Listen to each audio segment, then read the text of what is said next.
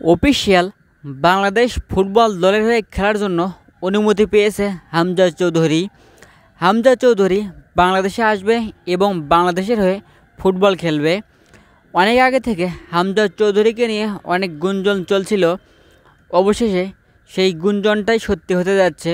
Football ফ্যানরা এখন তাকিয়ে থাকবে হামজা চৌধুরী কবে আসবে এবং কবে বাংলাদেশের হয়ে কোনো ম্যাচ খেলবে। আসলে বাংলাদেশে ফুটবল ফ্যানের অভাব নেই। বাংলাদেশের ফ্যানরা সবসময় বাংলাদেশ এবং ইউরোপের সব টিমকে সাপোর্ট দেয় এবং তাদের খেলা দেখে, কিন্তু বাংলাদেশের খেলাটা সেরকম উন্নত নয় এবং বাংলাদেশের যে পরিমাণ ফ্যান সেই তুলনায় বাংলাদেশের ফুটবল অতটা উন্নত নয়।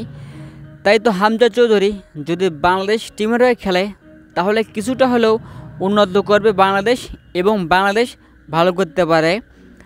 হামজা চৌধুরী তিনি লেস্টার সিটিতে খেলে, অর্থাৎ ইংলিশ প্রিমিয়ার লিগের ক্লাব লেস্টার সিটি, এই ক্লাবের তিনি মাঠ মাতান এবং বাংলাদেশে তিনি যদি আসে তাহলে বাংলাদেশের সবথেকে দামি খেলোয়াড় তিনি হবে এবং এরকম একটা খেলোয়াড় বাংলাদেশের হয়ে খেলা মানে অনেক কিছু।